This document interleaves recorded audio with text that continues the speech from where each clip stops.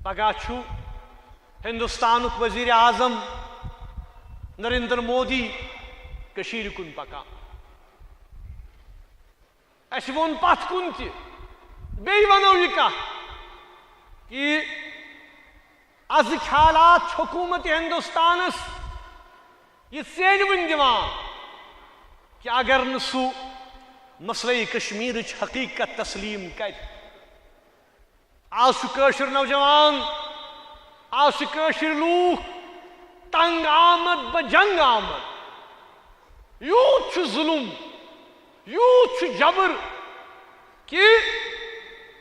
one صبرک پیمان ہتن لبریز گژھ کوتا ظلم یت کر حقیقت ہندوستان وزیر اعظم نریندر مودی صاحبس یہ ونان کہ تُہۍ حظ چھِو ہر رٮ۪تہٕ ریڈیوس پٮ۪ٹھ کھسان ٹی وی یس پٮ۪ٹھ کھسان امہِ پتہٕ چھُو ہندوستان کٮ۪ن لوٗکن مُخٲطِب گژھان تتھ چھُو تۄہہِ تھوٚومُت ناو من کی بات وۄنۍ حظ ووت وقت کہ تۄہہِ چھُو پگاہ یُن پگاہ بوٗزتو وۄنۍ کٲشرٮ۪ن ہٕنٛدِ منٕچ بات سۄ چھِ کُنی 27 پٮ۪ٹھ آز تام سۄ من کی بات چھنہٕ دٔیِم کتھ کینٛہہ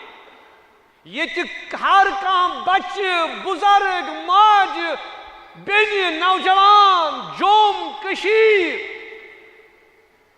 لداخ کرگل ہر کانٛہہ کٲشُر جموں کشمیٖرُک باشندٕ چھُ کُنی کتھ کران تٔمۍ سٕنٛدِ منٕچ بات چھِ کُنی کہ سون مسئلہ کٔرتو حل ہماری ایک بات ہے ایک آواز ہے کہ جموں کشمیر کے مسئلے کو یہاں کے عوام کی رائے اور مرضی کے مطابق جب تک حل نہیں کیا جائے گا ہندوستان کی حکومت کا کوئی بھی قدم چاہے وہ کتنا ہی بڑا کیوں نہ ہو سڑکیں بھی ہم نے دیکھی ہیں ریل کی گاڑیاں بھی چلی زوجیلا ٹنل بھی بنے گی بانہال اور کشمیر کے درمیان پہاڑوں کو بھی جوڑا جائے گا ایئرپورٹ بھی بن جائیں گے لیکن یہ کشمیریوں کے من کی آواز نہیں ہے ہر کوئی چاہتا ہے زندگی آرام سے بسر ہو امن سے بسر ہو اطمینان سے بسر ہو لیکن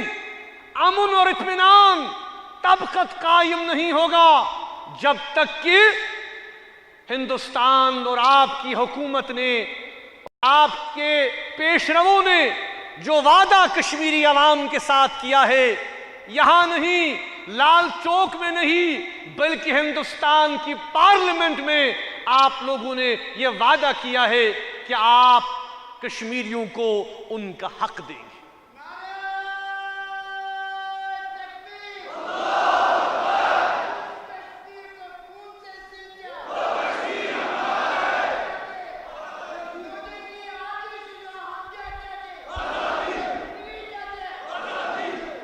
اس لیے وقت آ گیا ہے کہ ٹیمپرری میجرز مسئلے کا حل نہیں ہے ہم نے کل بھی یہ بات کہی اور آج پھر دہراتے ہیں کہ حکومت نے ہندوستان نے اعلان کیا کہ ہم ماہ رمضان میں گولی نہیں چلائیں گے ہم تعاقب نہیں کریں گے نوجوانوں کا آپریشن کو ہم ہالٹ کریں گے